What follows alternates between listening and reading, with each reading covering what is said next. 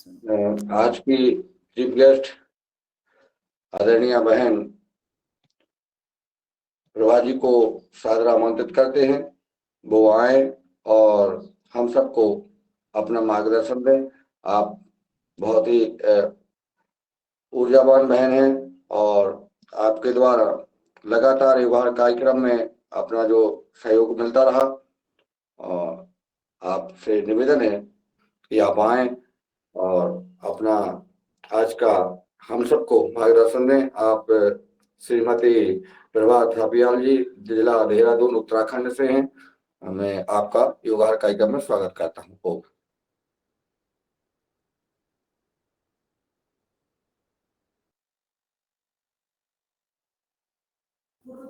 Mic on करिए प्रभा जी।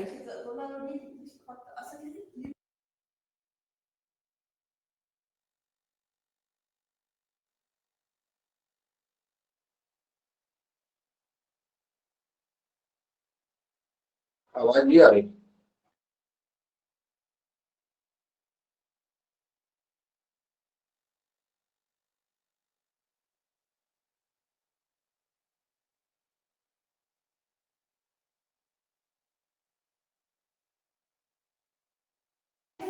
जी प्रभा बहन, थोड़ा सा माइक ऑन कीजिए। बस आप तो दिख रही है, वीडियो दिख रहा है। आप म्यूट है, वो माइक बटन दबाइए। माइक आपके माइक का जो साइन होगा नीचे में सेंटर में हाथ के बाजू में।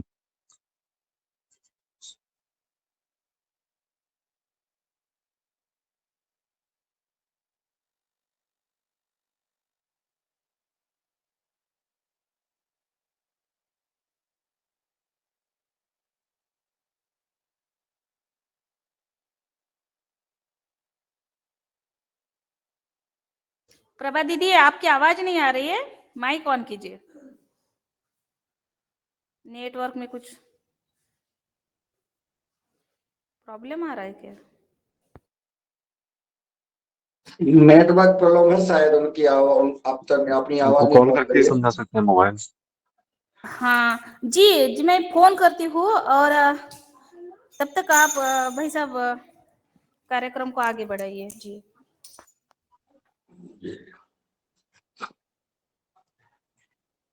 आज बहन जी का जब तक नेटवर्क में आती हैं आज के हमारे चीफ गेस्ट महोदय, तब तक हम आदरणीय पवन कुमार जी को आमंत्रित करेंगे। और कल जो है उनका जो प्रवास रहा है, और कल हम सब ने देखा भी कि सांप सीढ़ी का जो खेल है वह, उसके बारे में कल हमने जो फोटोस वगैरह देखी थी, या कल आपकी यात्रा रही है, तो उसके बारे में भी हम सबको बता सकते हैं और अपना मार्गदर्शन भी दे सकते हैं कि हमको आज किस विषय पर चर्चा करना चाहिए। आदरणीय पवन कुमार जी। जी नमस्कार सभी को। ओम। बहुत सुंदर आज की योग कक्षा, बहुत बढ़िया रही, बहुत सुंदर। कल का जो प्रवास था, मैं केवल अपनी बात हम कह पाए, लेकिन हम बात नहीं सुन पाए क्योंकि बैकग्राउंड में बहुत शोर था। और इत्तेफाक से कृषि जागरण जो एक समूह है, और जैसा वो बताते हैं कि उनका जो नेटवर्क है कृषि विस्तार संचार का, वो कहते हैं कि हमारा दुनिया में सबसे बड़ा नेटवर्क है। और इस नेटवर्क के माध्यम से उन्होंने बहुत सारे अभिनव प्रयास किए हैं। एक दिन आने वाले समय पर उनको भी हम इस मंच पर बुलाएंगे। योगाहार के बारे में बहुत संक्षेप में उनके साथ बातचीत हुई है और उनसे भी अनुरोध किया गया है कि इस स्वैच्छिक कार्यक्रम में वह भी समय समय पर अपना योगदान करते रहें, सम्मिलित होते रहें। तो कल की मुलाकात उनके साथ सवेरे 7:30 बजे हमारी हुई थी और बहुत अचानक भी हुई थी, क्योंकि एक दिन पहले शायद रात को ही उनका फोन आया था।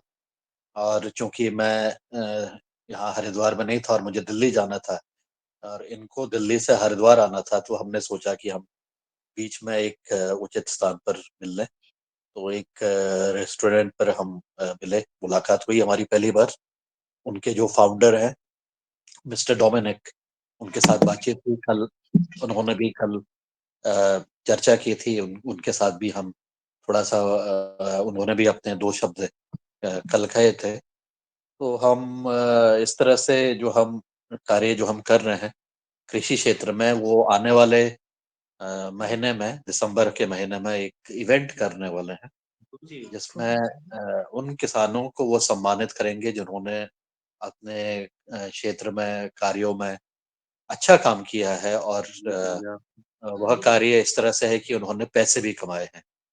तो ऐसे लखपति जो किसान हैं, 10 लाख रुपए जिन्होंने कमाए हैं, ऐसे किसानों को उन्होंने चिन्हित किया है पूरे देश के। उसमें से हजारों को वो दिल्ली में सम्मानित करेंगे, और बाकी 74,000 को पूरे देश में रोड शो करते हुए उनको सम्मानित करेंगे।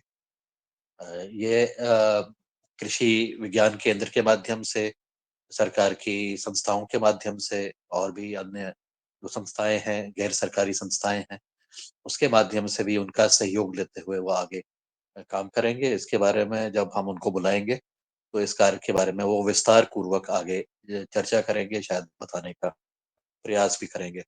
हमारे साथ मिलने का उनका तात्पर्य एक तो ये था कि वो स्वामी जी को इस इवेंट में, जो दिल्ली में होने वाला है, उसके लिए उनको मुख्य अतिथि के रूप में बुलाना चाहते थे।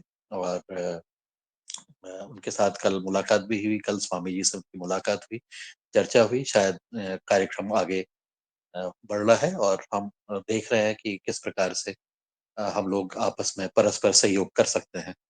लेकिन साथ में जब हमने योगाहार के ऊपर चर्चा की और उनको बताया कि हम एक बहुत छोटा-सा हमारा समूह है, उसमें हज़ारों किसान तो नहीं जुड़ते हैं, और संभव भी नहीं है जुड़ना, क्योंकि हम गुणवत्ता पर भी ध्यान देते हैं। हमारे कार्यक्रम की गुणवत्ता बनी रहे, उसके हम संख्या बल पर हमने कभी भी ध्यान नहीं दिया है।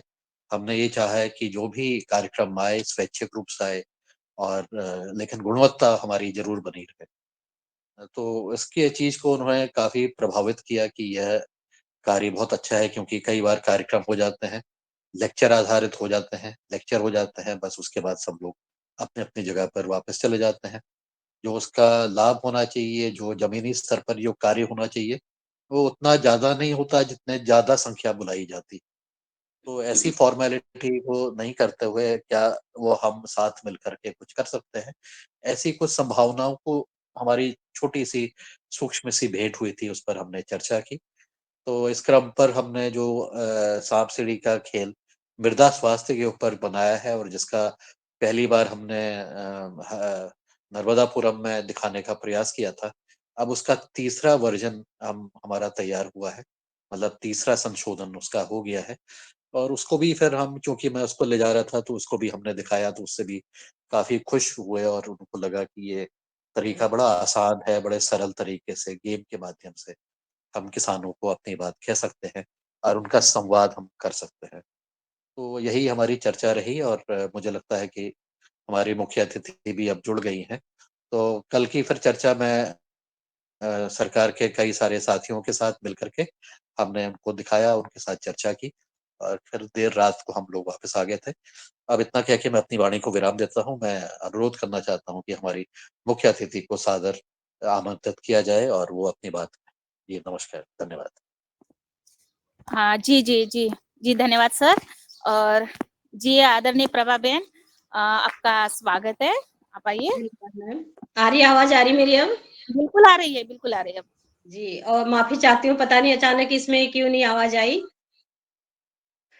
कोई बात नहीं प्रभा दीदी, कोई न बात नहीं, वो होता है जी, कभी-कभी। चलिए, जी। ठीक है। आप आए बहुत दिनों से, आपका स्वागत है। धन्यवाद, धन्यवाद।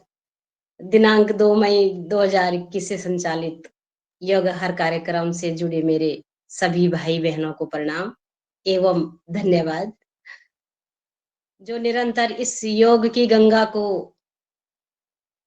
सुचारू एवं नई दिशा की ओर अग्रणीय इस कार्यक्रम में मुख्य भूमिका निभा रहे हमारे भाई आदरणीय मुन्नीलाल यादव जी, आदरणीय पवन सर जी, रंजना बहन जी, और सम्मानित दिनेश चंद सेमवाल जी, एवं सदन के सम्मानित मेरे सभी आदरणीय गुरु, भाई बहन, शिक्षक आप सभी को मेरा प्रणाम, बहुत बहुत धन्यवाद।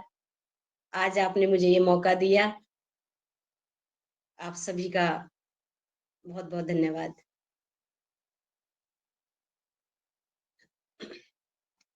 जी रंजना जी, मेरी आवाज आ रही है?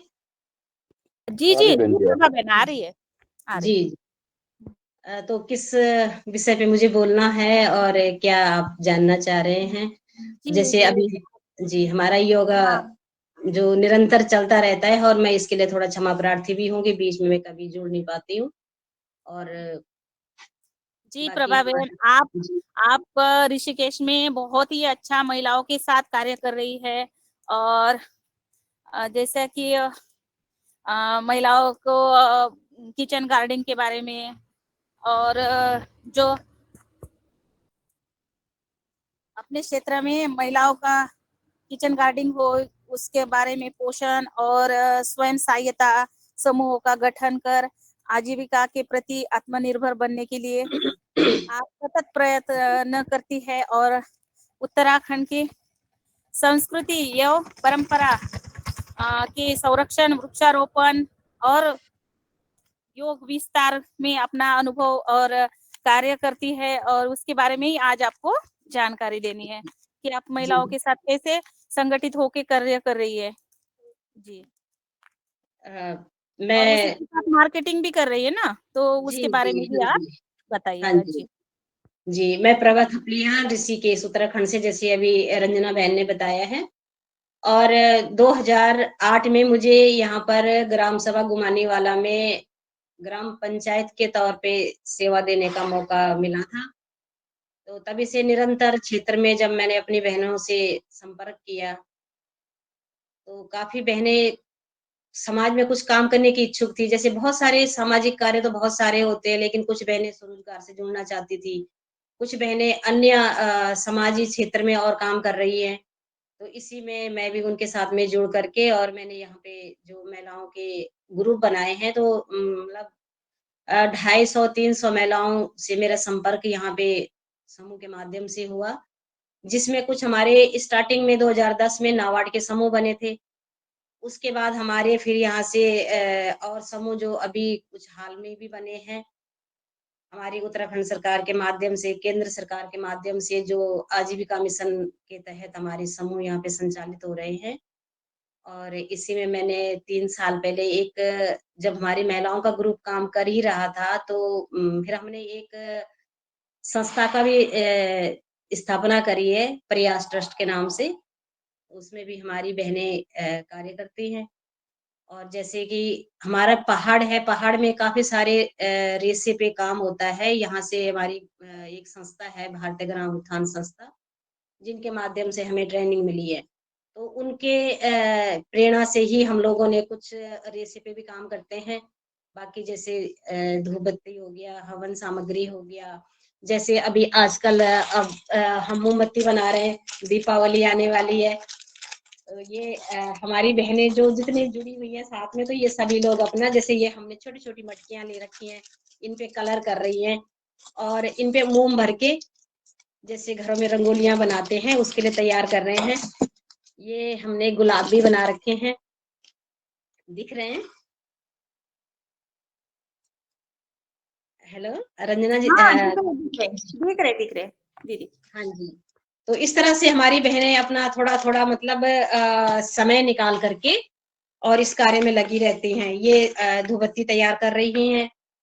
ये जैसे अचार, सीज़नी अचार है, जब जो मौसम है, जो चीज़ें हमें उपलब्ध होती हैं, हम उसी पे कार्य करते हैं। जैसे मैंने अभी आपको बताया है कि हम जूट पे जो काम कर रहे हैं, वो जो हमारी बहनें बना रही हैं, ये बैग बना रही हैं। ये भीमल के रेशे पे बन रहा है। पहाड़ में भीमल होता है, जो मेरे गढ़वाल के भाई इसमें जुड़े हुए हैं, बहनें, वो जानती हैं भीमल क्या होता है। तो ये भीमल का रेशा है, उससे ये बैग हमारी बहनों ने बना रखे हैं। जैसे ये गमला हो गया, ये गमले बना रखे हैं, तो ये भी काफ़ी डिमांड में रहते हैं हमारे।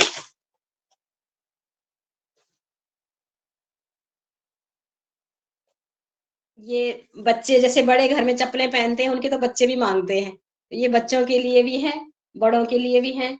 इस तरह से मतलब इसकी काफी डिमांड है, जो हमारी बहनें इस पे काम कर रही हैं। इसी तरह से जैसे ये बास्केट हो गया, मंदिर जाने के लिए सबको चाहिए होती है। जैसे अब दीपावली आ रही है तो लोग काफी डिमांड करते हैं इस पे, जैसे कुछ गिफ्ट पैक करके दे दिए। तो इस तरह से बस छोटा ना, हमारा जो संगठन है उसका नाम ही प्रयास है, संस्था का नाम ही प्रयास है। तो इस तरह से हमारी बहनें ये तैयार कर रही हैं। उसके साथ साथ किचन गार्डन में भी जिसके पास, किसी के पास 200 गज है, किसी के पास 100 गज है, किसी, तो इसमें हमारी सभी बहनें निरंतर अपना कई सालों से अपना किचन गार्डन, तो जैसे जो पहाड़ों से हैं वो तो उनको तो खाली बैठना ज्यादा नहीं अच्छा लगता है। प्लेन्स की बहनें तो हमारी ये है कि हाथ का काम ज्यादा करती है, जैसे स्वेटर बुनना हो गया, सिलाई करना हो गया। और जो बहनें हमारी पहाड़ों से हैं उनकी किचन गार्डन में रुचि ज्यादा रहती है। तो इस तरह से थोड़ा थोड़ा सभी बहनें प्रयास कर रही हैं। जी हाँ, शायद मेरी बातें समझ में भी आ रही, मैं थोड़ा जल्दी भी बोलती हूँ। जी जी जी, समझ में आ रही है और आप अच्छे से बता भी रही हो दीदी। अ, तो आपके साथ और भी महिलाएं जुड़ी है योगा में आज? आज तो नहीं जुड़ी है।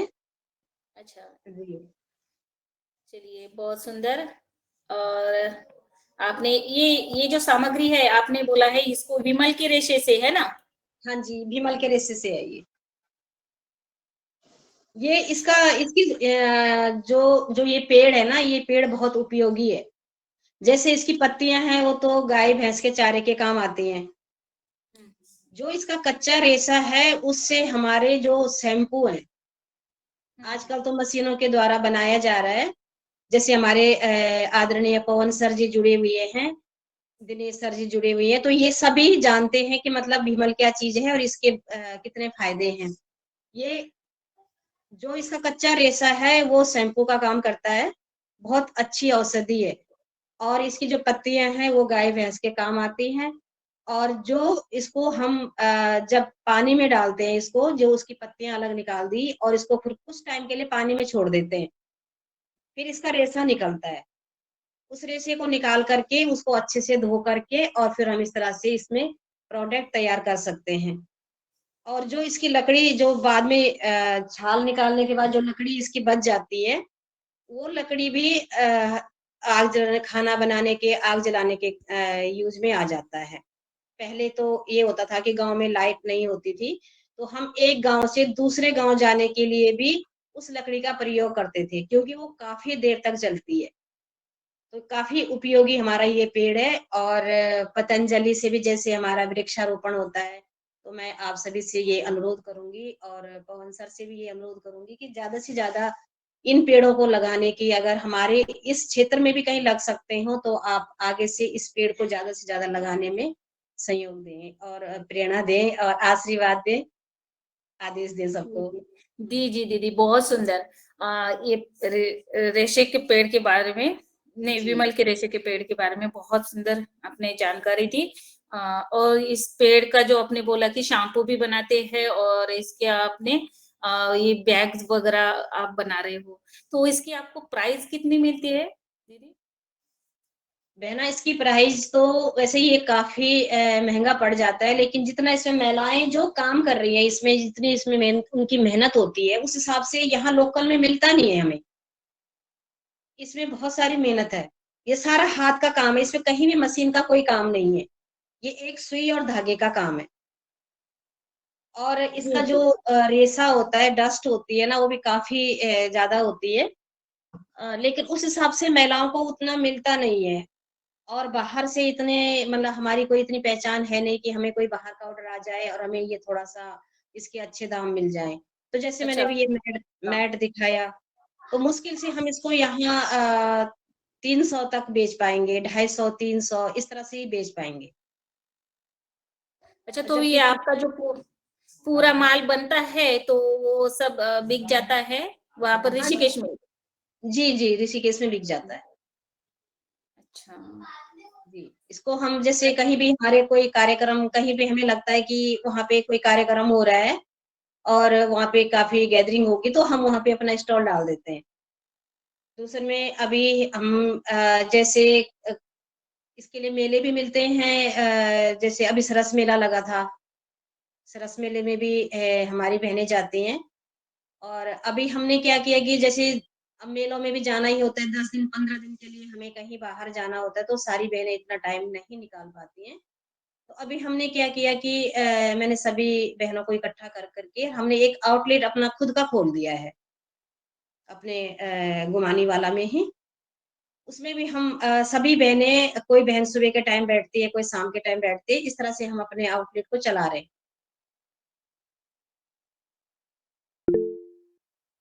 जी जी जी जी, बहुत सुंदर दीदी। बहुत ही अच्छे से आपने जानकारी दी। मुझे लगता है सदन में हैंड राइज भी है। सुमित वर्मा जी है मध्य प्रदेश से, वो आपसे कुछ सवाल करना चाहते हैं। स्वागत है सुमित भैया। जी जी दीदी, जो आपका संस्था के जो प्रोडक्ट हैं वो उनकी लिस्ट कहीं ऑनलाइन अवेलेबल है क्या क्या हैं और क्या प्राइस है, कहीं देख सकते हैं? अभी ऑनलाइन तो हमने नहीं किया है, ओके। लेकिन जैसे आसपास होता है, देहरादून तक होता है या हरिद्वार तक होता है, तो जैसे हमारे यहाँ से जाते तो हम पहुंचा देते हैं। बाकी आगे हम सोच रहे हैं इसको ऑनलाइन भी करने का, अभी तक तो ऑनलाइन नहीं है। अच्छा, सिंपल फेसबुक पेज भी होता है कि आपके ट्रस्ट के नाम से हाँ उसमें जी, प्रोडक्ट हाँ की जी, हाँ जानकारी जी। होती है? जी, प्रयास ट्रस्ट प्रभा थपलियाल के नाम से मेरा फेसबुक आईडी है। ओके। जी मतलब अगर उसको अमेजन फ्लिपकार्ट में भी ले गए रजिस्टर्ड कंपनी छोटा सा बना करके, तो और ज्यादा लोगों तक पहुंच सकता है वो इजिली। आपको आउटलेट में रहने की जरूरत नहीं रहेगी। जी जी, हाँ जी। जी।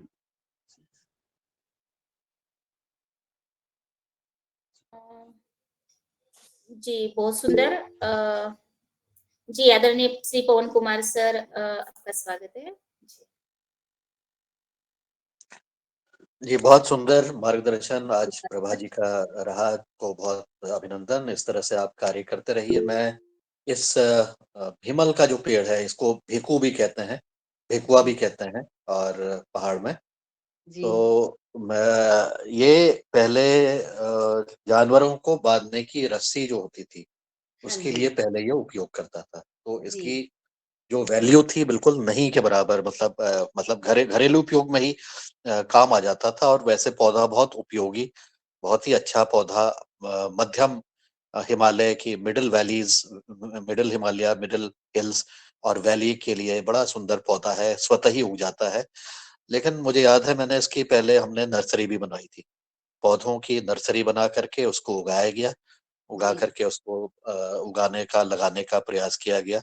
लेकिन हमने ये देखा कि प्राकृतिक रूप से अगर पौधा उगता है तो उसका फिर हमें संरक्षण अगर करते हैं तो वो ज्यादा अच्छा उसका प्रभाव रहता है। तो ये तो एक प्रयास किए थे, मैं कई वर्ष पहले की बात है। तो जी सर। भेकू का पौधा बहुत लोग इसको अच्छा मानते हैं क्योंकि इसका चारा बहुत अच्छा है। इसकी गाय भैंस के लिए ये बहुत सुंदर, बहुत अच्छा वृक्ष है और चौड़ी पत्ती का वृक्ष है। और इसको फिर एक कार्य जो हुआ है उत्तराखंड में वो है कि ये बांस और रेशा विकास बोर्ड का गठन हुआ है कई वर्ष पहले। और इसके द्वारा जितने भी रेशा प्रजातियां हैं पूरे इस क्षेत्र की, उनके बारे में रिसर्च करना, उसके बारे में जानना, उसके बारे में जानकारी बढ़ाने के ऊपर काफी काम हुआ है। कोटद्वार का जो ग्रोथ सेंटर है उस पर भी काफी काम हुआ है।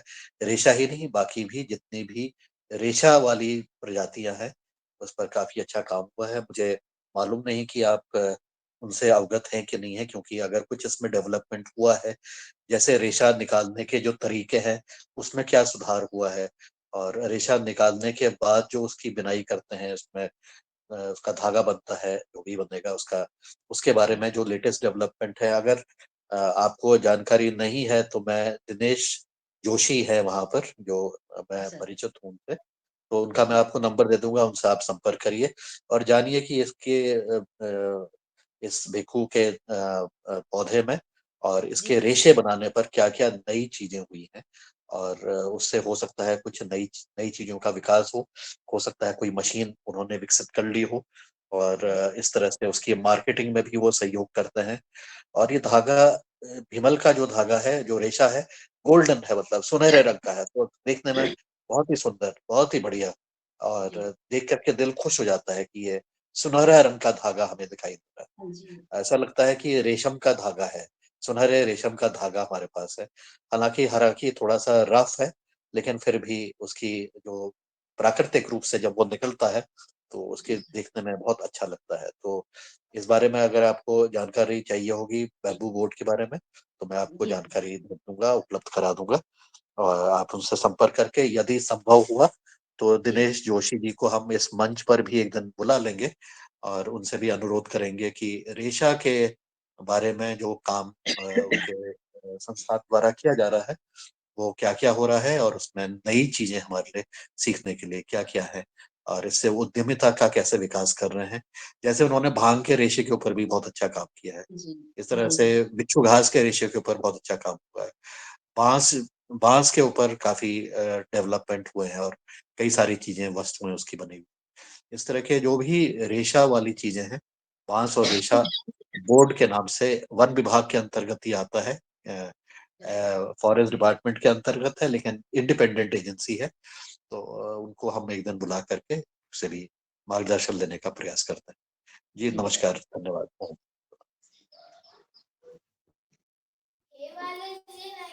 जी जी जी, धन्यवाद आदरणीय पवन कुमार सर। बहुत सुंदर रेशे के मल के रेशे के बारे में आपने अ, बताया, और वो जो आपने नाम दिया है जी दिनेश भाई साहब का, उनको भी आप आमंत्रित करिए ताकि हम सबको पता चले कि ये रेशे के बारे में। और आगे हमारी प्रभा बहन बहुत अच्छा कार्य कर रही है अपने धन्यवाद दीदी उत्तराखंड में, और ऐसे ही मातृशक्ति को, और वो महिलाओं को आत्मनिर्भर स्वयं भी बन रही है और बनी है, और दूसरों को भी ये मौका दे रही है। ऐसी हमारी आज हमारे साथ बहन जुड़ी है और हम उनसे मिलकर आ गए हैं ऋषिकेश से। तो बहुत सुंदर।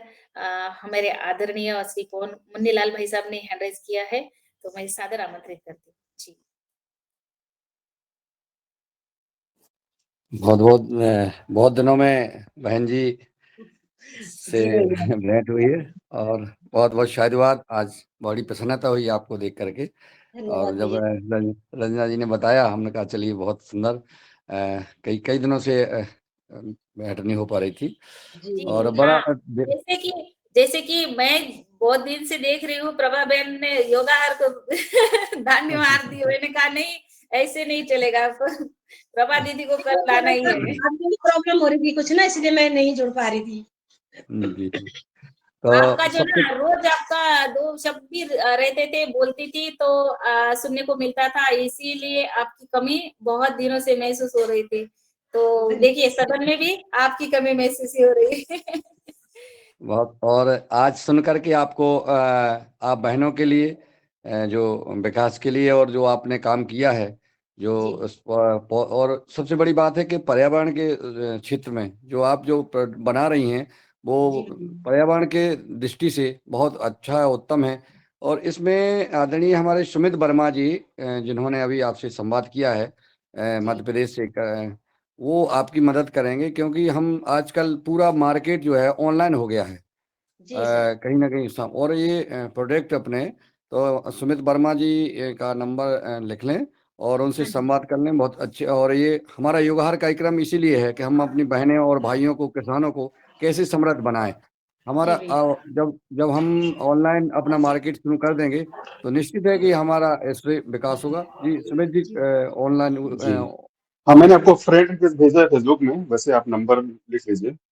जी सर 74994 499 हाँ 4 जी जी 68854। 68854 जी सर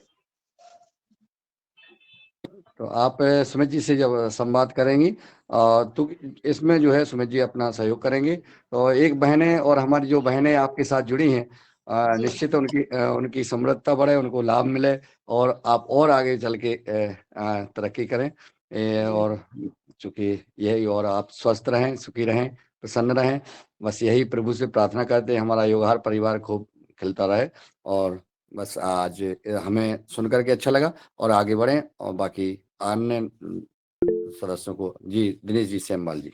जी जी, इन्होंने अभी सुमित जी ने तो तुरंत देखिए इतनी तेजी से वीडियो भी पोस्ट कर दिया है विमल के बारे में योगाहर के ग्रुप में। तो ये सब जानकारी पब्लिक डोमेन में उपलब्ध है और बहुत सुंदर सुमित जी, इस तरह से हम जो जानकारी का जो प्रवाह है वो एक दूसरे को शेयर करने का ये तरीका बहुत सुंदर है। धन्यवाद, नमस्कार। सर सुमित जी ने अपने युगहार के बारे में भी चर्चा की थी, चूंकि बहुत थोड़ा सा व्यस्तताएं आपकी रही हैं। अभी एक दिन सुमित जी से संवाद करना है अलग से इसके बारे में, आईटी के बारे में उन्होंने हमसे चर्चा की थी। हमने कहा आदरणीय पवन सर से अपन संवाद करते और जरूर इसके बाद अपन एक दिन जिस दिन समय हो संवाद करते हैं सर। ओके जी जी, ओके जी, जब भी टाइम होगा उसमें कर लेंगे। जी दिनेश भैया, स्वागत है आपका। जी जी आदरणीय धन्यवाद। सभी आदरणीय सदस्यों को प्रणाम और आज की मुख्य अतिथि जी श्रीमती थपलियाल जी को प्रणाम। और आप बहुत ही सुंदर कार्य कर रही हैं और योगाहार के संबंध से बहुत समय से जुड़ी हुई हैं। साथ ही आपने कई सदस्यों को योगाहार से परिचित कराया और योगाहार का सदस्य बनवाया, इसके लिए भी आपका धन्यवाद है। और इस कड़ी में निरंतरता हो ऐसी प्रार्थना भी है और निवेदन भी। मैं अभी उत्तराखंड के चमोली जनपद के पहाड़ी भागों में भ्रमण कर रहा हूँ और मैं थोड़े दूर आया हूँ जहाँ पे नेटवर्क मिल सके, तो रोड साइड में आया हूँ और आपको मैं सुन रहा हूँ। और जो बाकी बातें रहेंगी मैं निरंतर लिंक के माध्यम से सुनता हूँ जब मैं जुड़ नहीं पाता हूँ।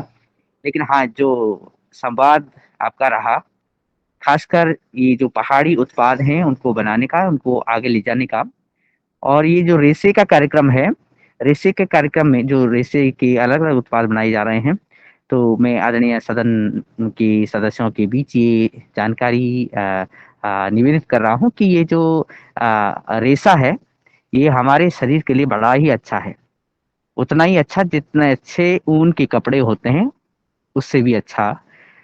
जैसे हम अगर अस्वस्थ हैं, तो स्वस्थता प्राप्त करने के लिए ये जो अगर हम इसकी खड़ाऊ या इसके जो कपड़े अगर हम पहने, तो हम 100% स्वस्थ हो सकते हैं।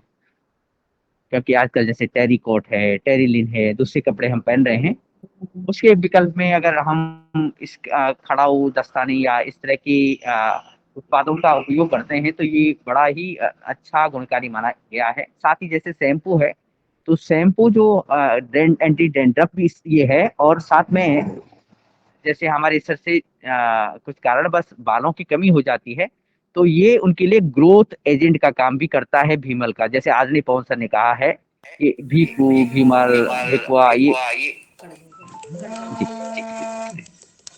तो ये बड़ा ग्रोथ एजेंट का काम भी करता है। और यहाँ पे पहाड़ों में कई लोग इसका यूज़ करते हैं। और संभवतः मेरी आवाज़ वापस आ रही है। हाँ, नहीं चालू है प्रभावित। जी जी जी जी, जी। तो ये यानी कारगर साबित है। जो हमारी केश कांति है, उसी तरह की कांति इसमें है। और इस जो यानी हमारे बालों के लिए, उनके स्वास्थ्य के लिए इसका शैम्पू स्वास्थ्यवर्धक है। ये परंपरागत है, यानी प्राचीन समय से लोग इसका उपयोग करते थे, जब हमारे पास साबुन भी नहीं होता था। और जैसे आदरणीय सर ने कहा है, तो एक भिक्या शहर है, तो पूरा ऐसी घाटियाँ भी हैं जो कि भीमल से लदी होती थी।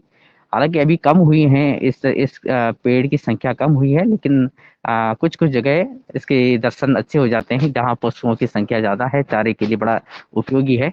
और दूसरा ये है कि इसका इसका जो अगर रस है, इसका जो जूस है, तो जो यहाँ के बुजुर्ग कहते हैं कि इस जूस को अगर हम पानी में ओट लें, यानी उसमें हम उसका जूस बना लें, हल्का मात्रा डाल दें, तो उन लोगों के लिए जिनके पेट की समस्या होती है और उनका पेट ऐंठन के शिकार जो होते हैं, उनके लिए बड़ा ही अच्छा है, ऐसे आयुर्वेद के अनुसार है। खैर, ये जानकारी तो निरंतर आपके माध्यम से आएगी। आदरणीय सुमित वर्मा जी ने भी कोई वीडियो शेयर किया है, और लेकिन जो आदरणीय आज की हमारी बहन जी हैं, वो महिलाओं को साथ लेके चल रही हैं, वो भी शहर के क्षेत्र की महिलाओं को साथ लेके चल रही हैं, उन्हें उन्हें प्रेरित कर रहे हैं छोटे छोटे किचन गार्डन से लेकर के, और जो हमारी आजीविका के लिए जितने उपक्रम हो सकते हैं लघु उद्योग के माध्यम से, ये बड़ी बात है। और आप हरिद्वार और देहरादून के बीच की एक लिंक का काम कर रही हैं, और कई सामाजिक संस्थाओं के और व्यक्तियों के बीच भी आप एक माध्यम हैं जिनसे आप जनता को जोड़ रही हैं। इसके लिए इस वजह से भी मैं आपका आभारी धन्यवाद करता हूँ। प्रणाम। मैं यात्रा पे आगे निकल रहा हूँ। आदरणीय सभी सदस्यों की तरफ से आपका बहुत बहुत धन्यवाद है। आप अपनी वार्ता जारी रखें। प्रणाम। जी जी जी, बहुत सुंदर दिनेश भैया, आपने आपकी यात्रा सफल हो, और बहुत सुंदर प्रभा बहन के बारे में आपने बताया। और आगे हमारे बीच में शरद जी, सुमित वर्मा जी। जी जी दीदी से एक सवाल ये था कि वो जो डिजाइन्स हैं इनका कहीं बाहर से प्रशिक्षण लिया गया कि ये ट्रेडिशनल नॉलेज से ही है, वो जो भी बैग बनाते हैं या चप्पल जो बनाते हैं, जो उत्पाद बनाते हैं। है, आपका म्यूट है, आप अनम्यूट कर लीजिए।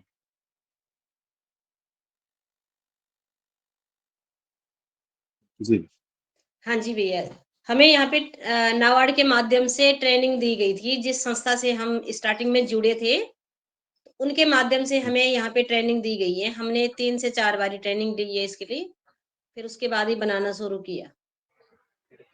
जी जी जी। बाकी सब ऐसा डिजाइन तो फिर जब थोड़ा सा कुछ बनाने लग जाओ तो फिर अपने आप भी सारी बहनें बैठती हैं, कुछ ना कुछ अपने दिमाग से भी डिजाइन ले लेते हैं फिर हम। जी जी जी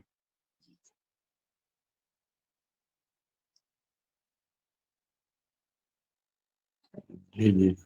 आदरणीय बहन जी, जो आप ये जो बनाए हैं अपन ने उसमें कपड़े भी बना सकते हैं क्या? जैसे स्वेटर टाइप की बनती है, इसके बन सकते हैं क्या?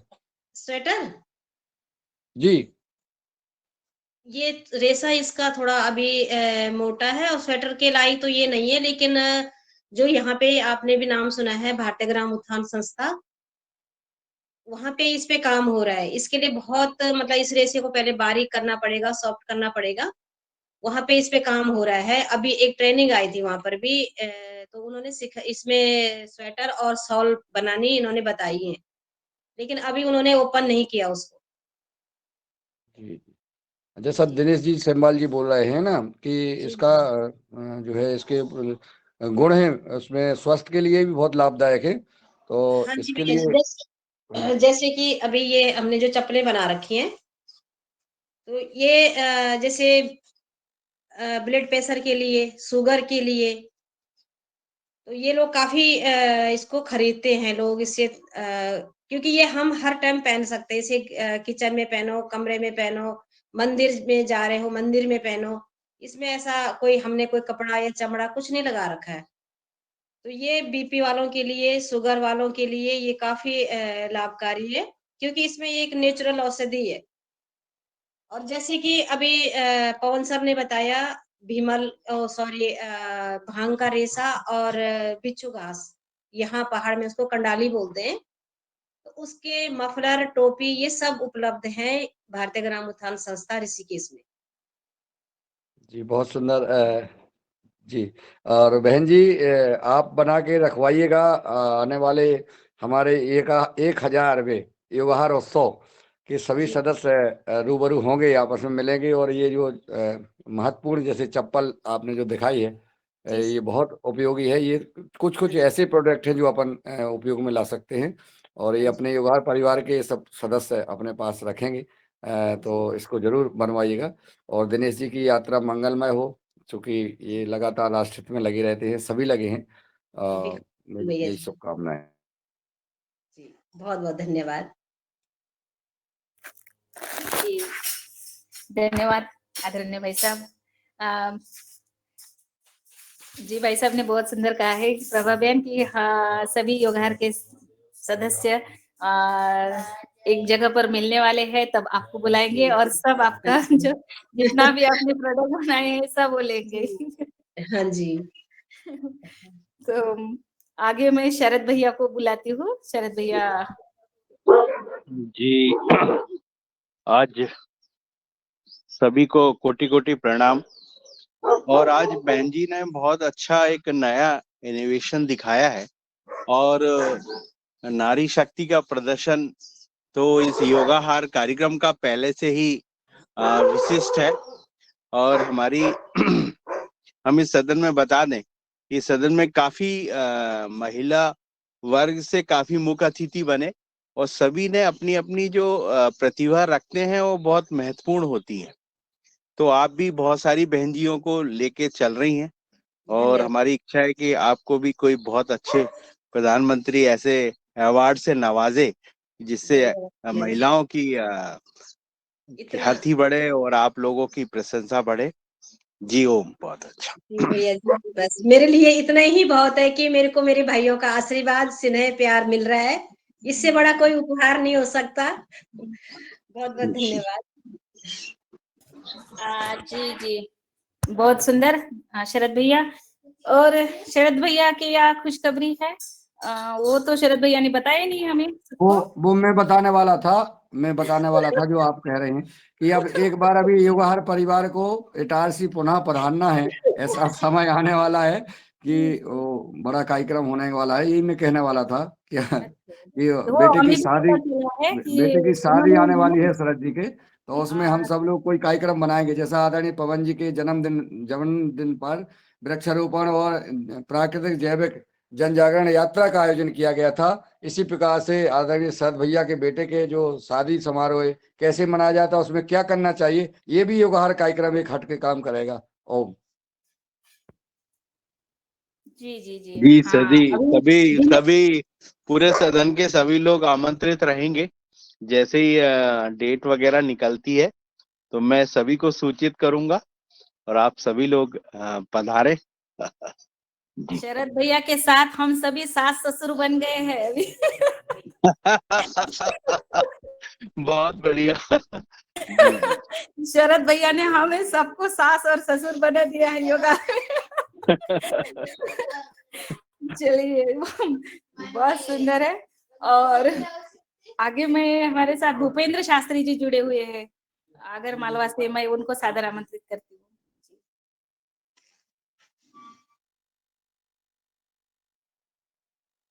जी भूपेंद्र शास्त्री जी, मेरी आवाज आ रही है आप तक?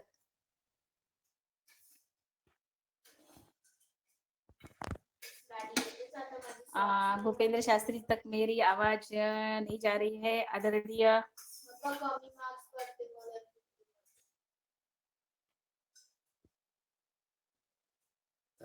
आदरणीय कमल जैन जी हैं, रंजना जी। कमल जैन जी जुड़े हैं। कमल जैन जी तो अमृत कर लीजिए अपना सदस्य। कमल जैन जी। जी जी जी बहन कमल जैन जी, आपका स्वागत है। आप अपने परिचय के साथ आमंत्रित हो। जी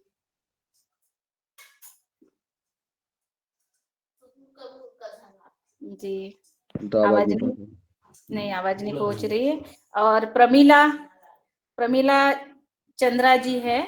जी आप तक मेरी आवाज आ रही है तो आप भी आमंत्रित हो। जी बहन प्रमिला जी। चलिए आदरणीय पुण्यकाम समर्थ जी जुड़े हुए हैं। तो मैं उनसे अनुरोध करती हूँ कि आप आइए और आप थोड़ा सा संवाद करने का कष्ट करिए। जी आदरणीय पुण्यकाम समर्थ जी। जी प्रणाम। आज मुझे अपनी बात रखने के लिए मौका देने के लिए आप सभी को बहुत बहुत धन्यवाद। मैं सदन को में जुड़े हुए सभी योगाहार के नियमित एवं जो भी सदस्य जुड़े हुए सभी को मेरा प्रणाम। आज के इस कार्यक्रम में मैं बस इतना ही कहना चाहूँगा कि मैं तो नियमित फिलहाल ने अपने स्वस्थता का नहीं जुड़ पा रहा हूँ, लेकिन योग और आहार पर ध्यान देकर मैं तेजी से मेरा स्वास्थ्य पूर्वत सही होने की ओर अग्रसर है और मैं तेजी से अपने आप को स्वस्थ अनुभव कर रहा हूँ। और मैं पिछले कुछ दिनों से लगातार प्रयास कर रहा हूँ कि अपने इस योगाहार कार्यक्रम से नियमित जुड़ूं। और इससे होने वाले जो जानकारी है उनको उनसे अपने स्वास्थ्य पर लाभ उठाऊं। मैं इतना ही कहकर अपनी बात को आज विराम देता हूँ। सभी सदस्यों को प्रणाम। आपके स्वास्थ्य की हम सब युगहर परिवार प्रार्थना करते हैं ईश्वर से कि आप शीघ्र पूर्ण स्वस्थ हों, ऐसी हम सब प्रार्थना करते हैं।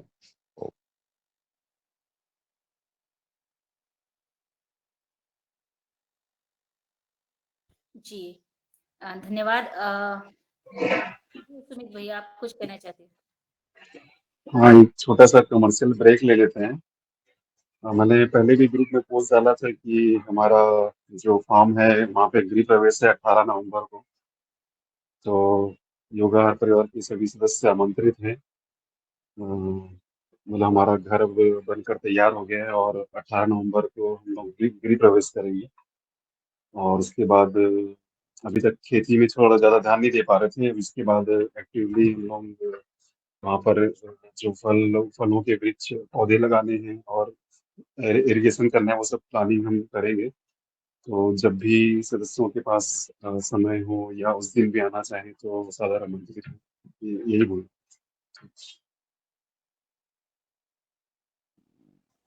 18 तारीख बढ़ाई है और आगे बढ़ सकता है क्या? बाद में आएंगे अब। चुनाव है। मैं भी समझा, मगर मेरे को जॉब के लिए वापस आना था तो सामान भी शिफ्ट करके सब जमाना और क्या चैलेंजेस हो सकते हैं कुछ दिन रह के देखना था, तो थोड़ा पहले ही रखना पड़ गया। चलो ठीक है, बाद में देखेंगे क्योंकि 17 को मतदान है ना। जी जी जी जी जी सुमित भैया ने सबको आमंत्रित किया है 17 तारीख को। तो हम सभी प्रयास करेंगे कि जो वास्तु पूजन है सुमित भैया के घर का उसमें सहभाग देने का सब प्रयास करेंगे। और चलिए, बहुत सुंदर आनंद की वार्ता। और आगे आदरणीय भुवनेश्वर राय जी को बुलाते हैं झारखंड से। आज के हमारे चीफ गेस्ट आदरणीय प्रभा बहन ने बहुत ही अद्भुत उन्होंने जानकारी दी और उनके जो प्रयोग चल रहे हैं बढ़िया, उनके बारे में मार्गदर्शन देने के लिए। जी आदरणीय भुवनेश्वर राय जी। धन्यवाद रंजना बहन जी। आज की इस योगाहाट परिवार में आए सभी महानुभावों का मैं हृदय से अभिनंदन करता हूं। और आज के जो योग टीचर मुकेश जी हैं, जो हम लोग के पुराने साथी हैं शुरू के, जिन्होंने बहुत शुरू से ही इस कार्यक्रम में योगदान दिया है, उनका बहुत बहुत अभिनंदन। समय समय पर योग कराते रहते हैं। और आज के मुख्य अतिथि प्रभा जी ने जो अपने कार्य के बारे में बताया कि विमल का पेड़, जिसको फेकू के नाम से भी जानते हैं, और जैसा कि मैं भी सर्च कर रहा था, क्योंकि मेरे लिए भी ये नया पौधा था, तो मैं भी चूंकि बैठा ही रहता हूँ लैपटॉप पर तो देखता रहता हूँ। तो ये बड़ी अच्छी फसल है। इससे रेशे बनाए जाते हैं, फिर अपना कपड़े भी बनाए जाते हैं, लकड़ी के भी काम में आता है, छड़ी के काम में भी आता है, तमाम बहुत मजबूत भी है ये पौधा। तो इस तरह से नए नए इनोवेशन जो है, जब देखें कोई सरकार कोई कार्यक्रम शुरू करती है तो निश्चित रूप से, जैसे कि बहन ने बताया कि शुरुआत में जब हम लोग कोई प्रोजेक्ट आया उससे जुड़े और उसमें उन्होंने सीखा, फिर आगे बढ़ा। भले ही वो प्रोजेक्ट खत्म हो गया, लेकिन जब वो आत्मनिर्भर हो गए, जब सब सारी जानकारी हो गई, तो इस चीज को आगे बढ़ा रही हैं।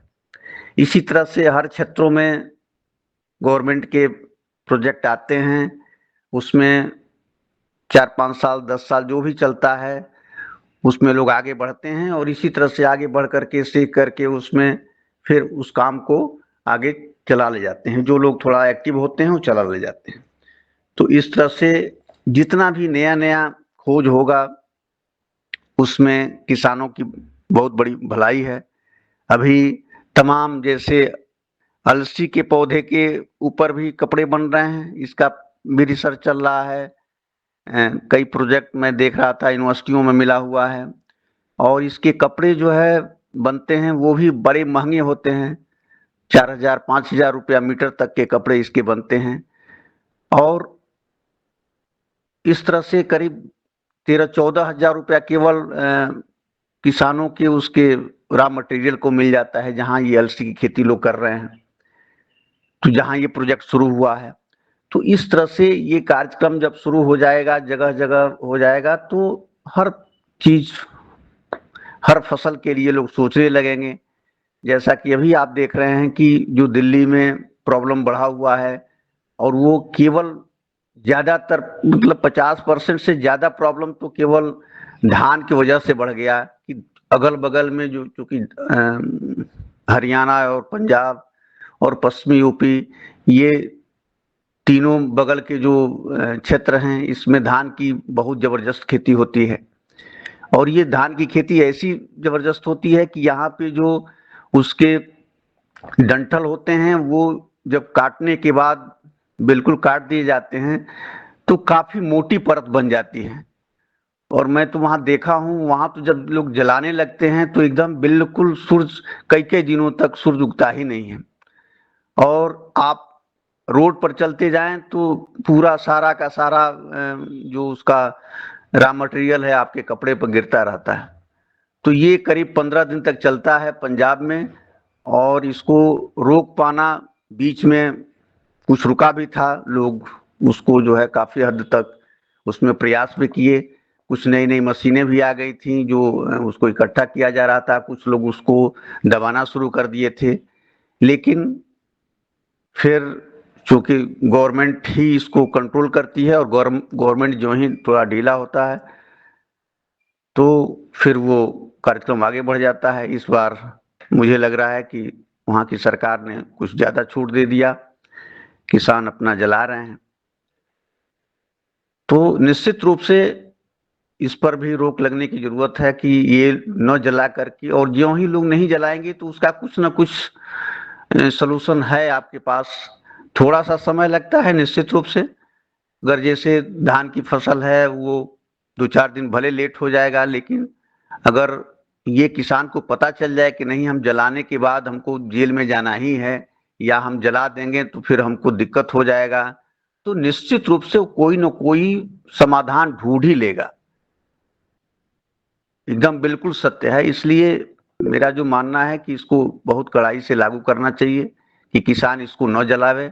और अगर केवल जलावे न, तो अब सोच लीजिए कि केवल अगर पौधों के अवशेष को जलाया ना जाए तो हमारा जो खेती है, जैविक प्राकृतिक खेती का एक 50% तो अपने आप पूरा हो गया। जितने ये धान के पौधे हैं, अगर ये जले ना, अगर इसको मिट्टी में किसी तरह से मिला करके और इसको सड़ा दिया जाए, थोड़ा सा दिक्कत तो जरूर है, लेकिन फिर भी जो लोग थोड़ा सा समय दे देते हैं वो इस काम को कर भी लेते हैं। और बुआई के समय थोड़ा सा लगता तो जरूर है कि नहीं, खेतों में उतना अच्छा नहीं दिखाई दे रहा है, लेकिन जब जर्मिनेशन उसी में हो जाता है, फिर धीरे धीरे सिंचाई होता रहता है, उसी में वो उसके जो अवशेष हैं वो सड़ते रहते हैं, और फिर बाद में सड़ भी जाता है, पौधे को न्यूट्रिशन मिल भी जाता है। तो इस तरह से हम सब लोगों को प्रयास करना चाहिए, गवर्नमेंट को भी उस पर सख्त निर्देश देना चाहिए कि नहीं, इस तरह से जो है अवशेष जलाए ना जाए। तो ये इस बात को मैं आगे बढ़ाते हुए मैं अपनी वाणी को विराम दूंगा। आप सभी लोगों को एक बार बहुत बहुत अभिनंदन, धन्यवाद। जी धन्यवाद आदरणीय भुवनेश्वर राय जी, बहुत सुंदर मार्गदर्शन। आदरणीय डॉक्टर किशोर दुबे सर महाराष्ट्र से है, उनको मैं सादर आमंत्रित करती हूँ।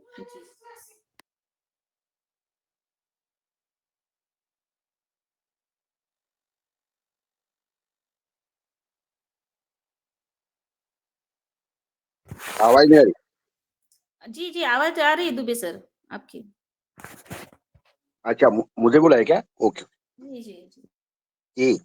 आज की चर्चा बहुत अच्छी चल रही है, और बहन जी ने जो रेशे के बारे में और उसके उत्पाद के बारे में बोला है। और उससे चलते चलते फिर जो चर्चा अभी भुवनेश्वर जी ने बोली है कि भाई उत्पादों का जो मार्केटिंग होता है और अलग अलग नए नए प्रयोगों के माध्यम से होता है, बिल्कुल सही बात है। और उससे जो प्रदूषण की चर्चा आई, तो मैं उसमें थोड़ा सम्मिलित होना चाहता हूँ कि अभी ये राष्ट्रीय चर्चा का पार्ट हो गया है कि दिल्ली का प्रदूषण या आजू बाजू का जो प्रदूषण है वो कैसे रोका जाए। अब पराली जलाने से प्रदूषण होता है, निश्चित रूप से है। हाँ, तो इसके कई अलग अलग प्रबंध, अलग अलग लोग अलग अलग सुझाव दे रहे हैं, वैज्ञानिक सुझाव है वो भी है। लेकिन उसके साथ में एक जो सुझाव आना चाहिए वो शायद मुझे नहीं दिख रहा है, इसलिए मैं वो सुझाव दे रहा हूं। यह सुझाव है आर्थिक का। जो आर्थिक सुझाव इसलिए है कि पंजाब, हरियाणा और कुछ उत्तर प्रदेश का जो हिस्सा है वहां पे धान इतने बड़े पैमाने में क्यों लिया जाता? क्योंकि उनको एमएसपी दी जाती और गारंटी से जितना भी धान होता है वो खरीदा जाता है। उसके बाद में वहां पे जो गेहूं हो जाता उसको भी मिनिमम सपोर्ट प्राइस दी जाती और पूरा का पूरा उससे वो खरीदा जाता। इस चक्र को यदि रुकाना है या उसमें कमी लाना है तो एमएसपी के माध्यम से, मिनिमम सपोर्ट प्राइस के माध्यम से जो किसानों को गारंटी दी जाए है उसमें थोड़े बदलाव करने की जरूरत है। जैसा महाराष्ट्र में 2-4 साल के पहले एक प्रयोग हुआ था कि किसान से हर एकड़ के पीछे 4 या 5 ही क्विंटल का कपास खरीदा जाएगा, उससे ज्यादा नहीं खरीदा जाएगा। तो इस तरह का कुछ जिसको लिमिटेशन बोलेंगे कि एक 7/12 है या एक किसान है उससे कितना खरीदा जाएगा, इस तरह का कुछ सीलिंग उसमें करना पड़ेगा। ऐसा सीलिंग करने से क्या हो जाएगा कि धान के पीछे और गेहूं के पीछे जो लोग दौड़ रहे हैं उसमें थोड़ी कमी आ जाएगी। दूसरी ये पहल करने की जरूरत है कि कई बार हमने इस मंच से बोला है और काफी लोगों ने भी उस पर अध्ययन किया है कि आज भी हम 60% ऑयल इंपोर्ट करने पर ही विदेशों पर निर्भर है। क्यों भाई? हम ये ऑयल सीड्स जो है उसको अगर अच्छा हम एमएसपी देते हैं तो निश्चित रूप से पंजाब, हरियाणा जैसे जो किसान है वो किसान गेहूं के तरफ से या धान के तरफ से दूसरे जो ऑयल सीड्स है वो ऑयल सीड्स की तरफ मुड़ जाएंगे। तो इसलिए उसकी एमएसपी अच्छी बढ़ाने की जरूरत है। और एमएसपी अगर अच्छी बढ़ गई और किसानों का अगर पता चला कि भाई धान से तो पैसा हमको सनफ्लावर में मिल रहा है, धान से तो पैसा हमको अलसी में मिल रहा है, तो निश्चित रूप से पढ़े लिखे किसान है और वो निश्चित रूप से समझ जाएंगे कि भाई इसको हमको थोड़ा शिफ्ट होना है। तो ये शिफ्टिंग वाला जो पार्ट है ये पूरा का पूरा गवर्नमेंट पर निर्भर है। और वहां के जो जो भी कार्य करता है, कृषि कार्य करता है, जो वहां के नेतागण है, समाज वाले हैं, इन लोगों को इस तरह से बात करनी पड़ेगी, पहल करनी पड़ेगी। वरना जब तक एमएसपी उसमें निरंतर बढ़ोतरी होते होते जाती है और पूरा का पूरा धान का और गेहूं का उपज खरीदा जाता है तो वो किसान दूसरे तरफ शिफ्ट ही नहीं होंगे। हमारे महाराष्ट्र का उदाहरण है, हम बचपन में देखा था कि यहाँ पे 70% लोग जवार लगाते थे, कॉटन और जवार, यही दो मुख्य फसलें थी। लेकिन एमएसपी थी नहीं, तो उसके बाद में उसकी गारंटी निकालते बराबर मतलब वो प्रावधान ही नहीं था। तो निश्चित रूप से लोग जवार छोड़ के फिर सोयाबीन की तरफ आ गए, अब सोयाबीन छोड़ के तुअर की तरफ आ रहे हैं। तो इस तरह से शिफ्टिंग जो होता है वो शिफ्टिंग उसकी जो खरीद होती है वो खरीद पर निर्भर होता है। और मेरा जहां तक ख्याल है कि इस बात पर कोई भी पॉलिटिकल पार्टी बोलेगी नहीं, क्योंकि उनको सबको डर है कि हम इस तरह से एमएसपी को हम थोड़ा कंट्रोल करते हैं, एमएसपी पे थोड़ा सा सीलिंग करते हैं या दूसरे शिफ्टिंग करते हैं तो शायद हमारे जो मतदाता है वो नाराज हो जाएंगे। लेकिन इसके लिए कड़े पहल करने की जरूरत है। एकाएक पूरा बंद करो ऐसा हम नहीं बोलेंगे, लेकिन उसको ज्यादा बढ़ाने की जरूरत नहीं है। और हमने पीछे भी एक सुझाव दिया था, जो मोदी जी के 3 लॉ आए थे कि भाई ये गारंटेड जो खरीद है, ये गारंटेड खरीद हम हरियाणा, पश्चिम उत्तर प्रदेश और हरियाणा से ही क्यों करें भाई? अगर अभी तो धान पूरे साउथ में होता है, बहुत जगह पे होता है, मध्य प्रदेश में होता है, यहाँ पे गारंटी से परचेसिंग क्यों नहीं करे? तो इस तरह से भी पहल हो सकती है कि अलग अलग राज्यों से अगर हम गारंटी से, जो फूड कॉर्पोरेशन ऑफ इंडिया है ये अगर परचेसिंग करती है तो पूरा का पूरा जो आज सेंट्रलाइजेशन हुआ है खरीद का, जो मध्य प्रदेश यहाँ पे पंजाब हरियाणा में, वो कम हो जाएगा। सरकार ने बोल देना चाहिए कि हम हर राज्य से इतना इतना कोटा है, हम इतना ही कोटा परचेस करेंगे और वहां पे हम डिस्ट्रीब्यूट करेंगे। तो ये थोड़े से जो जिसको बोलेंगे पॉलिसी डिसीजंस है, और ये पॉलिसी डिसीजंस लेने के तरफ शायद सरकार का ध्यान जा नहीं रहा है। तो इस इस मंच के माध्यम से ये जो इकोनॉमिक पहलू है, ये आर्थिक पहलुओं के मैं उजागर करना चाहता था। शायद हम में से ही कोई इस पहलुओं को बात करे और सरकार तक ये बात पहुंचाइए, तो निश्चित रूप से कोई ना कोई इस पे डिसीजन होगा, और ये डिसीजन के माध्यम से ही दिल्ली और बाकी लोगों बाकी जगह का प्रदूषण कम होने की हम एक निश्चित रूप से मिसाल डाल सकते हैं। यही मुझे कहना है। धन्यवाद। जी जी जी जी, आदरणीय भुवनेश्वर राय जी भाई साहब सर ने हैंड राइज धन्यवाद किए थे। धन्यवाद बहन जी।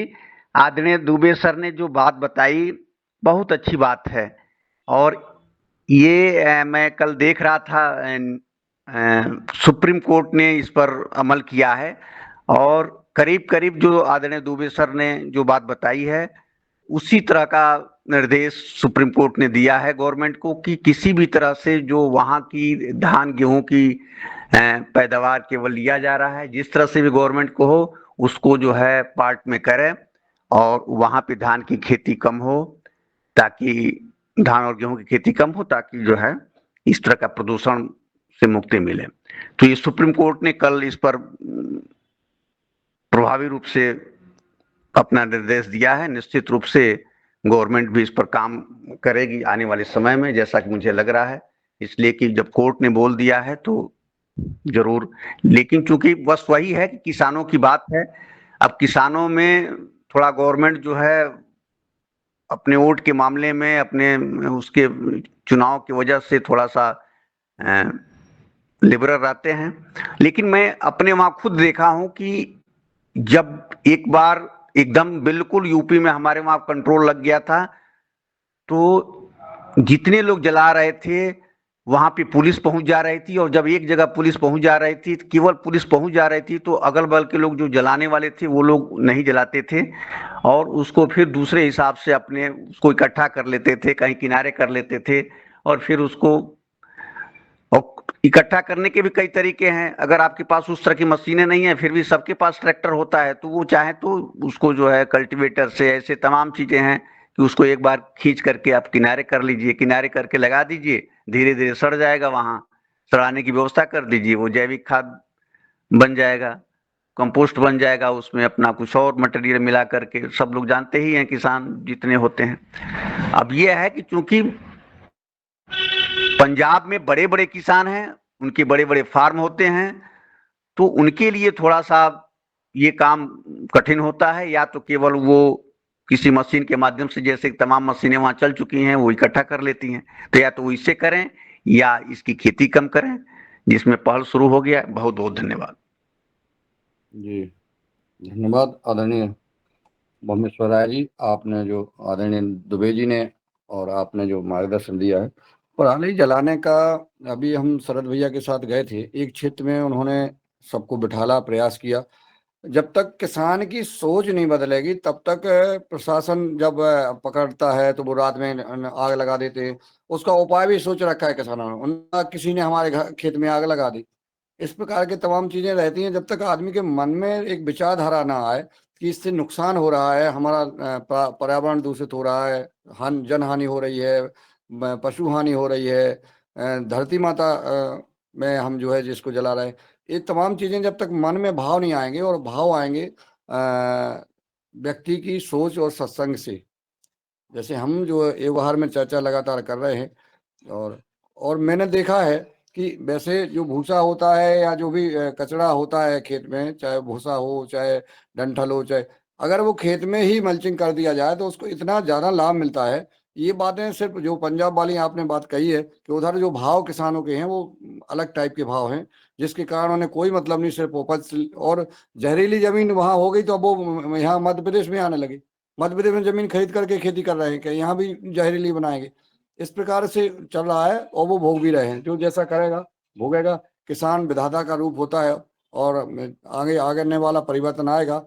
इस पर हमारे जो नए और सदस्य जुड़े हैं आदरणीय अमोल सिन्हा जी अपनी कमेंट दे सकते हैं, अपनी राय दे सकते हैं, या कोई आपका सुझाव है योगहार कार्यक्रम में तो आपका स्वागत है।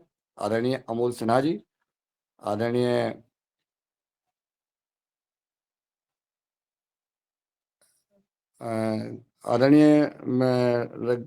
गौर साहब थे, चले गए इनसे। गणेश प्रसाद गौर का भी हैंड रेज था। तो और किसी भाई का कोई अगर सुझाव हो, कोई सवाल हो तो आप कर सकते हैं। आज की हमारे चीफ गेस्ट बहन जी ने जो नया आज हम सबको जो अपना उत्पादन के बारे में बताया, प्रोडक्ट के बारे में बताया, उसके लिए बहुत बहुत साधुवाद। और अब हम जी प्रणाली बहन जी ने हैंड रेज किया है, बहन जी का स्वागत है और फिर हम जो है आभार करेंगे। जी भैया मुझे इजाजत है, मैं जा सकती हूँ? जी जी बहन जी, आपको बहुत बहुत साधुवाद और बहुत बहुत धन्यवाद। प्रणाली मराठी बहन जी कोई सवाल करना चाहती हैं? 1-2 मिनट और दे दीजिए।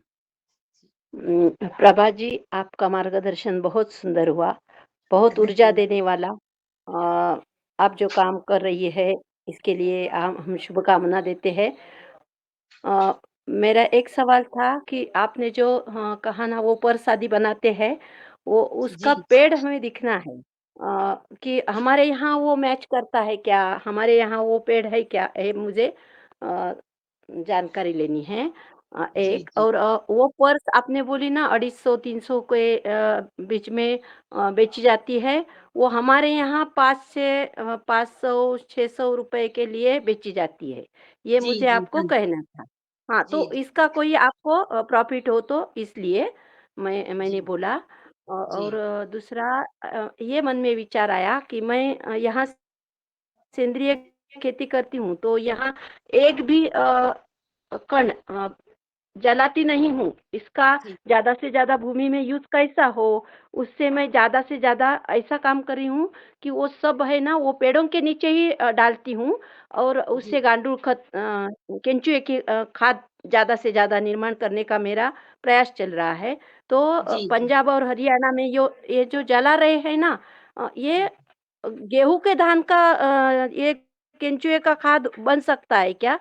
ऐसा मेरे मन में, क्योंकि हमारे यहाँ गेहूँ नहीं उपजाई जाती है ना, तो वो ज़्यादा कड़क होती है क्या? क्योंकि हमारे यहाँ वो नारियल का कड़क होता है, उसका भी केंचुए का खाद होता है। वो बहुत कठिन होता है ना, फिर भी केंचुए ज़्यादा उसमें उपज जाते हैं और खाद बनाते हैं। तो गेहूँ और क्या बोले? अ, 2 धान के बारे में बोले, तो गेहूँ के बन सकता है क्या? ऐसा मेरा प्रश्न था। ओम। जी ओम, इसका धन्यवाद। हुँ। खाद तो सब चीज की बना सकते हैं हम, जैसे गेहूं का हो गया और ये धान का हो गया, लेकिन इसमें थोड़ा सा टाइम लगता है और किसानों को थोड़ा अगली खेती के लिए थोड़ा जल्दी रहती है, इसलिए ये जला देते हैं। नहीं तो ऐसा नहीं है कि इसकी इसकी तो बल्कि खाद बहुत अच्छी बनेगी और बनती भी है। जैसे छोटे छोटे किसान हैं, वो जहाँ पे उनके पास खाली जगह पड़ी होती है, वहां पे अपना इस तरह का जो उनका धान का जो ढेर होता है, कचड़ा ही बोलेंगे हम उसको, जो पशुओं के काम आता है वो तो अलग है, बाकी जो बच जाता है उसकी अच्छी खाद बनती है। लेकिन थोड़ा-सा टाइम की इसमें कमी रहती है, इसलिए लोग इसको जल्दी जलाने में ही अपना मतलब सही समझते हैं कि जल्दी हमें अगली खेती के लिए तैयारी हो जाएगी। ओम। और शरद भैया जी भी साइलेज बनाते हैं, है ना? तो ऐसा ही कुछ होगा, ऐसा मेरे मन में 1-2 विचार आ गए। इसी प्रकार उनका उद्बोधन या कुछ हो जाए तो पर्यावरण के लिए बहुत अच्छा काम होगा, ऐसा मुझे लगा। वहाँ से कुछ प्रतिनिधियों को बुला के ओम, ऐसा आया विचार मेरे मन में। ओम, प्रणाम। धन्यवाद बहन जी। और अब हम आभार ज्ञापित करते हैं ज्ञापित करने के लिए आदरणीय सुमित वर्मा जी को सादर आमंत्रित करते हैं कि वो आए और सबका आभार ज्ञापित करें आज के हमारे योगाचार्य और आज की बहन चीफ गेस्ट आदरणीय जी का और उपस्थित सदस्यों का। जी आदरणीय सुमित वर्मा जी, अगर आवाज आप तक पहुंच रही हो, शायद आवाज नहीं पहुंच रही है। आदरणीय शरद वर्मा जी, आप तक आवाज पहुंच रही है? जी ओम। जी, आभार ज्ञापित करने का कष्ट करें। जी, आज के उपस्थित सभी सदस्यों का बहुत बहुत आभार है कि आज सभी लोग ने बहुत ध्यान से योगशाला में उपस्थित रहे और आज बहन जी ने बहुत अच्छी एक नया इनोवेशन अपन लोगों को मुख्य अतिथि के रूप में जो बताया, ऐसे ही मातृशक्ति को बहुत बहुत नमन। और आज शामिल होने वाले सभी सदस्यों में मैं सबसे पहले पवन सर का आभार करता हूं कि वो आज हमारे योगा हर कार्यक्रम में उन्होंने बहुत विशिष्ट जानकारी दी। दिनेश सर का बहुत आभार करता हूं कि वो नए नए अपनी यात्राओं में हमें नई नई चीजें बताते रहते हैं। मैं आभार व्यक्त करता हूं डॉक्टर किशोर दुबे जी का, जो हमें बहुत विशेष जानकारी देते हैं और कैसे सरकार का और कैसे किसान का सामंजस्य बैठे, किसान को ज़्यादा से ज़्यादा फायदा होवे, ऐसी वो जानकारी देते हैं। ऐसे हमारे भुवनेश्वर राय साहब, उनका बहुत बहुत आभार। भगवान दास भ्राता जी का बहुत आभार, वो हमें टिप्स देते हैं कि कैसे बीमारियों से बचना है और उनसे लेना भी है टिप्स। कल जो भ्राता के यहाँ जो भतीजे को प्रॉब्लम आई थी, तो ऐसे उसमें कैसे बचा जाए, उस समय क्या दवाओं का उपयोग किया जाए, तो ये भ्राता से जरूर इस चीज पे टिप लेनी है। भुवनेश्वर राय जी, उनका भी बहुत बहुत आभार। बैनी सिंह जी भैया का बहुत आभार। और रोशन लाल राव सर का, डॉक्टर, उनका भी बहुत बहुत आभार है। उनकी काफी दिनों से आवाज नहीं सुनी है, तो उनसे भी सुनना है। गजानन भैया का आभार, कल्पना बहन जी का आभार, कमल जैन जी का आभार, कृष्ण सिंह जी का आभार, मणिपाल भैया का आभार, ओमकार नाथ जी का बहुत बहुत आभार है, वो हमें बहुत सारी जानकारियां देते हैं। प्रमिला बहन जी का बहुत बहुत आभार, वो विशिष्ट प्रश्नों को रखती हैं और हमेशा उनकी बातों में बहुत दम होती है कि वो कैसे किसी चीज को कैसे करें, इस चीज पे वो हमेशा विचार करती हैं।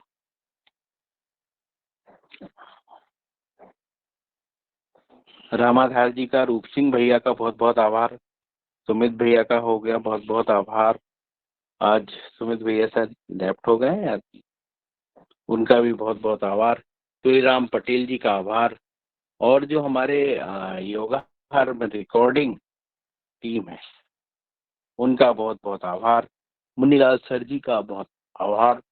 हमारी बहन जी, जो उनका भी बहुत बहुत, सभी का बहुत आभार है जो लेफ्ट हो गए और जो छूट का भी बहुत आभार। जी ओम।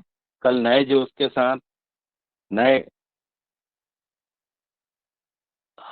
जोश के साथ सुबह फिर से मिलेंगे। जी ओम।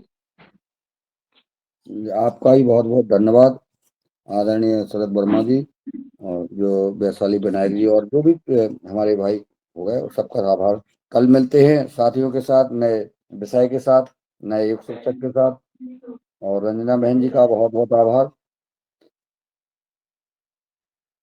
उन्होंने आज बहन जी को बुलाया और हम सबको मार्गदर्शन मिला। धन्यवाद। जय हिंद, जय भारत, जय जवान, जय किसान, वंदे मातरम। ओम।